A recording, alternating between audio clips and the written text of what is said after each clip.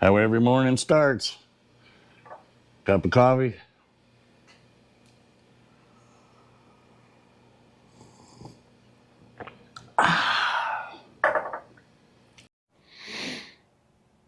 Good morning, everybody.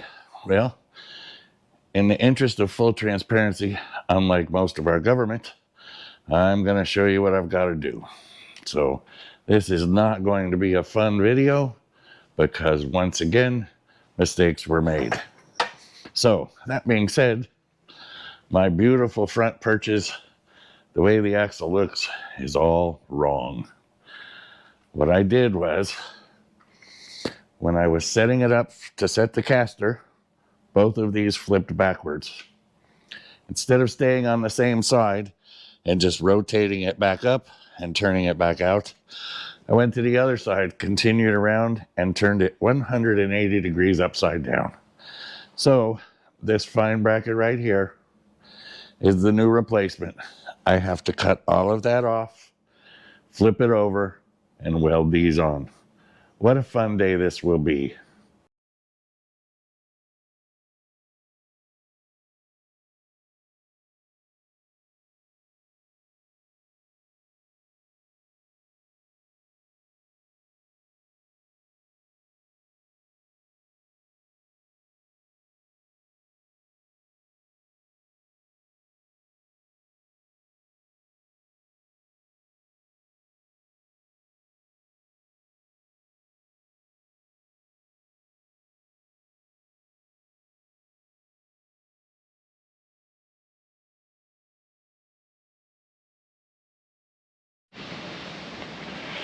Okay guys, I'm not going to bore you with a whole bunch of details, but here we go. The bearing is on the bottom. The spindle is aiming the right way. I have ground and welded and ground until she's smooth again and the brackets are in the right place. So now what I'm going to do is I'm going to tack weld this in place. I've already set my 7 degrees of caster. It's actually about 7.7, like this. And I'll tack weld it. Then I'm going to take it back off. I'll weld it all. Then I will bed liner it one more time and put it all back together. Because the second time might just be the charm. Hey, it's windy as crazy out here. I'm just going to make a real quick video here explaining to you how I'm doing my shocks. As I told you before, we've got this nice little pipe right here. And it lines up right with the pin down here. So I'm going to take a plate like this. I'm going to cut a piece of it, notch it for around the springs, drill a hole in the middle that will align with my alignment pin. That'll keep it from moving in and out back and forth. Then these were sent by Speedway Motors. You can see they're the wrong shape, so I'm going to cut those and I'm going to weld those like that on each side of the plate. So there'll be 2 of them, and there's my lower shock mount. Easy peasy way to fix it. These are actually made to go out here or in here, and I don't want that. I want to use that factory shock tower because I just think it's neat, and why waste it? So there you have it. Well, there they are. Hope you can see them. You can kind of get the idea now of how they work. There's a hole in the middle, so I will actually undo the nut and actually tighten that down to the spring. And then of course the U-bolts will hold it, so she's not going anywhere. Now the metal on the bottom is 1/8 inch. It really doesn't matter because it's going to be bolted through the middle, held on both ends, and the shock's just got a cushion. It's not like it takes a lot of stress. So one more step. We'll get those bed linered, get them on in the morning, start putting the axles together on the ends, get this thing rolling tomorrow. See you soon. Okay, the first thing you want is some gloves. I just went in and grabbed some good high temp grease out of my grease barrel, and we're going to start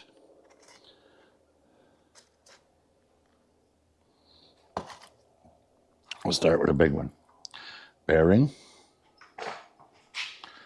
I see this slot here, you've got to pack grease all the way through there till it comes out the other side.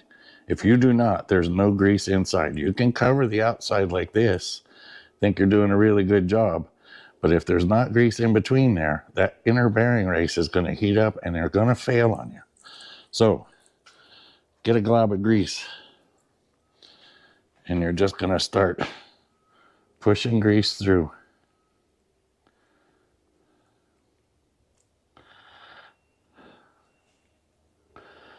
I'm just going to do a little spot so you can see it. Be patient, it takes a while. Get your grease back. See it start to push out right here? That's what you want all the way around. You can see it start to push. I'll just continue on doing that and you'll see how well it works. Now another quick little thing. I've heard a lot of guys say, oh, when you get them together, put a bunch of grease inside the hub cavity and the rotors or whatever you're working with, the hub. And that really doesn't do anything except for make more of a mess. Because realistically, what is that grease going to do? It's not going to do anything. The only grease that's working is the bearing grease. So as long as you've got a good coating around the bearing, I always slather a little extra around the actual outside of the bearing on the race before I set it in. That way everything is nice and greased up.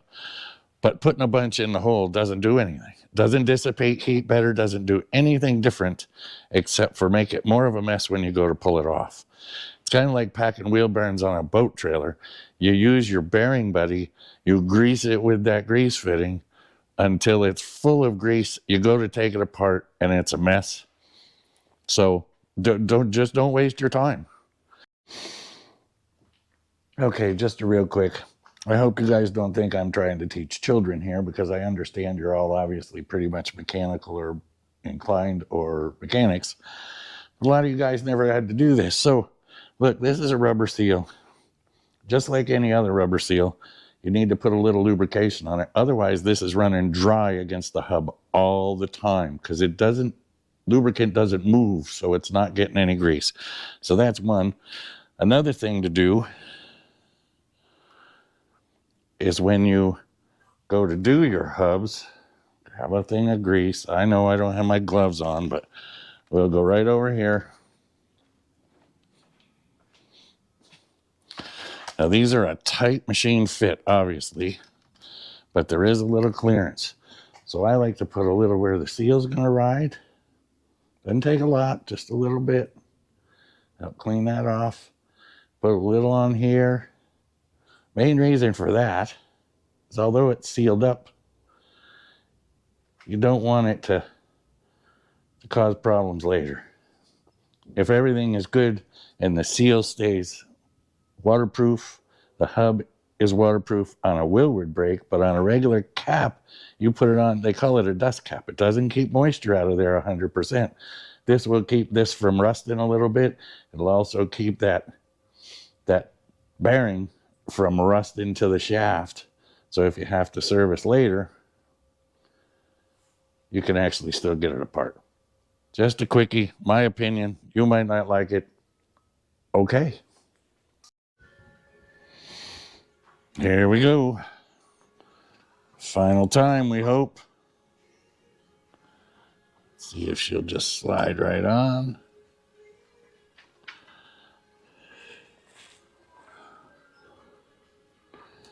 Well, that's interesting.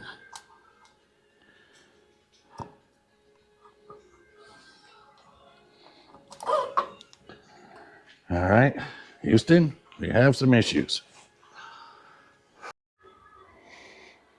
Okay, this is the last tip I have. Once you get your bearings in, you put your washer in, you put your nut on. And this is the way I do it, guys. It doesn't necessarily mean that it's the way you're going to do it. But I load it up a little bit, give it a turn, load it up a little bit, give it a turn. Notice I'm just using my wrist here, not using a heck of a lot of pressure. because what you're doing is just compressing and loading the bearing against the race. Give it a couple spins, do it again. Then look at where your cotter pin goes. And once you know where your cotter pin goes, you do not want to tighten it to that. If anything, you want to loosen it to that. Might seem like a lot, but if you tighten it, it's going to be too tight. You're going to burn your bearings up. That's just me. Then from there, we cut it. Make sure you have no free play or very little. A couple thousandths is okay. And there you have it. A wheel bearing that'll last a good long time. I'll bend the cotter pin, cut it. I always leave them a little long just in case I need to do it again, because you got to do stuff sometimes, like maintenance. Okay, well, you saw it all come together. You saw I had the hubs on. Everything was ready to go. Was ready to start tightening everything down and get it set up. And ran into a problem with the dust cap not fitting against the washer. What it turns out to be is Speedway Motors sent me the wrong brake kit. Now, everything else is correct except for, I don't know if you can see that, this is a Ford Willwood brake kit. Everything else is the same. Rotors, hubs, or rotors, the plates, the bearings, everything except for the hub. So I'm working with Speedway Motors now. Fingers crossed, they'll get this handled.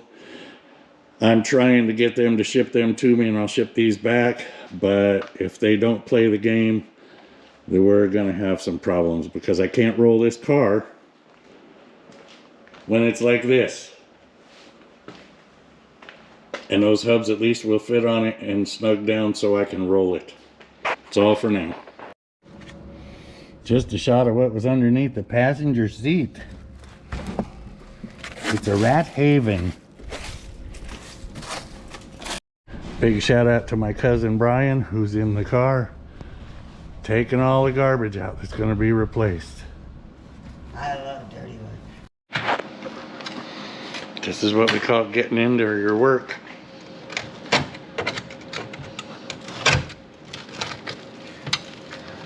Screwed and glued. Where Brian is sitting now is where there was a gas tank, which is where originally the spare tire went. He's trying to get all the screws out from 50 years of carpet and garbage in the wrong place and put in by Snagged in a somebody shag. that didn't want it coming out. They used every screw they could find. Yeah, and use screws out of the screw bin that none of them match. Just a little segue here. I went to the U-Pullet yard yesterday and I found a complete rear brake setup off a 2001 Mustang, which takes care of my rear brake calipers, my emergency brakes, my dust shields, and my rotors. You can see what happens one night out here with the dew setting. Good old Florida dew. It looked like just a white wall this morning. So what we do is obviously we try and keep this stuff inside, but I failed last night miserably. So I do want to show you a little trick here though. To go inside, these rotors, remember my barn is open till I get the doors in. I just coated these in a little bit of multi-purpose lubricant. And I did that, I don't know if you can see, but there's no rust on them. Now I will brake clean them and clean them off before I put the brake pads in. But when I opened the boxes the very first night, this happened and they were covered, but they still got a little bit of moisture on them. So I'm putting that little bit of oil on them. It'll keep them from rusting up and looking ugly before I actually can use the car. So I'll do the brakes pretty much last.